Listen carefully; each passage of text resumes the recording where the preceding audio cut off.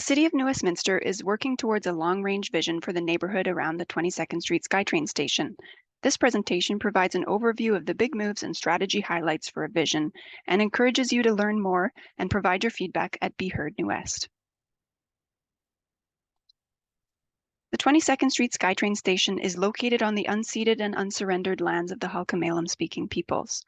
Located near the Fraser River, these lands have long been important to First Nations, and nations hold contemporary connections to the lands today.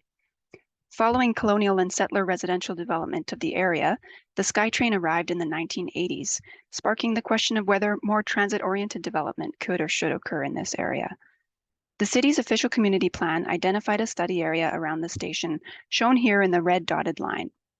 Partway through visioning, new provincial legislation established a minimum density framework for lands within 200, 400, and 800 meters of SkyTrain.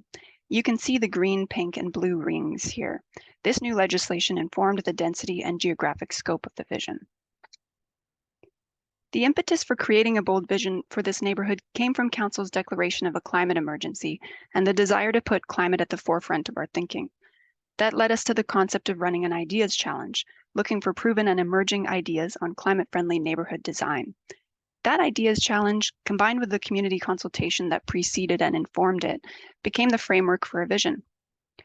Other important pieces that we've been weaving together include Council Strategic Priorities Plan, which identifies housing goals and priorities such as community connection and belonging, safe movement of people, people-centered economic development, and sustainable asset management.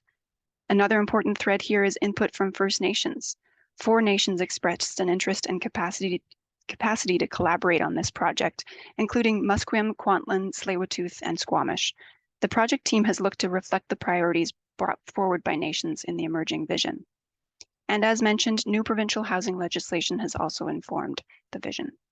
These different threads have come together for the creation of a long-range vision for 22nd Street neighborhood, which we're calling reGENERATE, following the naming of the Ideas Challenge, and also speaking to the multi-generational nature of the plan and the scope and scale of possible change that it unlocks. The concept sketch shown here shows how the emerging vision is landing the 3-tiered provincial transit-oriented development framework in a way that looks to maintain and enhance livability. The emerging vision is structured around a series of big moves, including the creation of a transit village, signaled with the dashed purple line at the heart of the neighborhood, providing significant housing capacity and choice, orienting streets for people, identifying Coast Salish cultural contribution opportunities, establishing a green network of streets, corridors, and existing and future parks, supporting social connections to ensure that as the neighborhood grows, a strong sense of place and neighborhood connections remain, and various strategies for green development and climate-friendly buildings. So firstly, the transit village. This move envisions a high-density mixed-use core centered around a regional transit hub, featuring a high-quality public realm where daily needs can be met. This would essentially be the tower precinct of the neighborhood, where a mix of commercial services and amenities are provided. A new pedestrian-oriented high street along 21st Street would feature a central plaza and form a big part of the kind of high-quality public realm that the transit village is imagined as having. This new neighborhood heart will provide a strong sense of place. The Streets for People move envisions a well-connected place with a range of safe, sustainable, and enjoyable mobility options that reduce vehicular dependence and lower transportation-related emissions. Strategy highlights include improving the active transportation network, largely aligned with the city's active transportation network plan, and also improving crossings of 20th Street where the street grid is misaligned. Also improving bus speed and reliability through bus route connections and that make transit a more convenient choice. Strategies also include improving connectivity to and through the neighborhood through a new laneway network and future enhanced vehicular connections to Burnaby to reduce reliance of local traffic on 20th Street. The Green Networks move envisions a diverse system of ecologically rich, resilient public green spaces and corridors supported by green private and semi-private spaces as well. Strategy highlights include looking for opportunities to enhance the BC Hydro Corridor as a green corridor, enhancing the BC Parkway as a biodiversity corridor, and linking these with a network of green streets. This move also calls for park enhancements, such as expansion to the Grimston Park, and a new neighborhood park in the West End, as well as a new park within the highest density area, the Transit Village.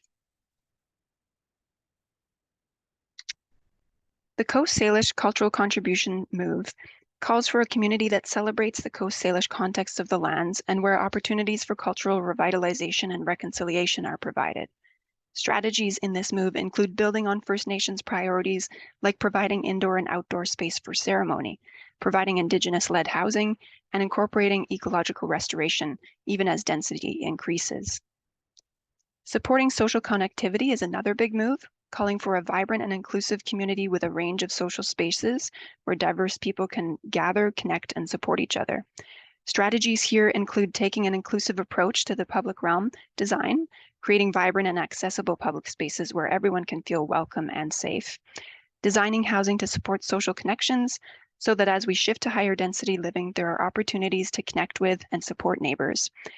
This big move calls for important social infrastructure like sufficient childcare and school capacity to meet neighborhood needs. It also proposes a neighborhood house, a small-scale community gathering space.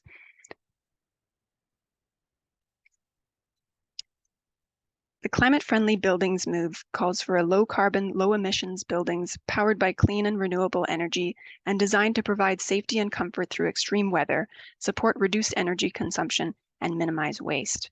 Strategy highlights include building to the top tiers of the BC Energy and Zero Carbon step codes, supporting reduced embodied carbon construction through strategies like mass timber, and making the most of rooftops as social, green, and renewable spaces. The housing capacity and choice move calls for a neighborhood of abundant housing with a mix of tenures and affordability levels, and somewhere for everyone to call home. This move lands the transit-oriented area legislation and creates 3 communities: a high-rise community where towers are enabled, a mid-rise community where up to 12 stories are permitted, and a low to mid-rise community where up to 8 stories are permitted. Community aspirations are integrated by calling for ground-oriented housing options within all of these areas, and providing for a diversity of housing that meets community need, including significant rental housing, Indigenous-led housing, family-friendly housing, affordable housing options throughout the neighborhood. In alignment with Council's strategic priorities plan, another important aspect of the vision is to call for a fiscally responsible approach. This move recognizes that there's a need to balance servicing growth with long-term municipal financial resilience.